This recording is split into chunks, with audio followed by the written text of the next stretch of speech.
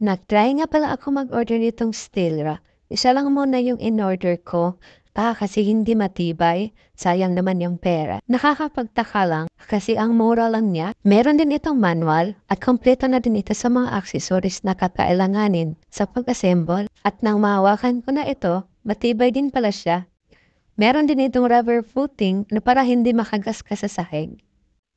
At kompleto din ito sa mga accessories, madali lang din to i-assemble. Ikakabit mo na lang yung mga L-bracket, mga screw and nuts at okay na. Ito palang in-order ko na steel rack is meron siyang 5 layer. Ang gulo na kasi ng kitchen namin. May mga gamit na walang paglalagyan. Maganda ito kasi na-adjust yung mga shields layer niya. Dito ko nga pala ilalagay yung coffee toaster at saka blender ko.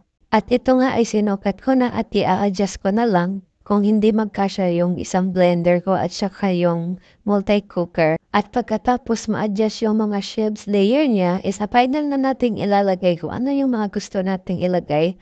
Nilagay ko nga pala dyan yung lagayan ng rice cooker namin na may laman na 5 kilos. Yero, kayang-kaya niya, no? Ang ganda lang kasi bukod sa mura na, matibay pa. Adjustable yung shelf at sakto lang yung lapad. Sa mga naghahanap ng lalagyan, i-click nyo lang yung link na nasa baba at diretsyo na yan sa kung saan shop ko ito nabili. Halos lahat nga pala ng gamit namin sa bahay is galing na din sa online. Yung cabinet at rice cooker is galing na din sa online shop.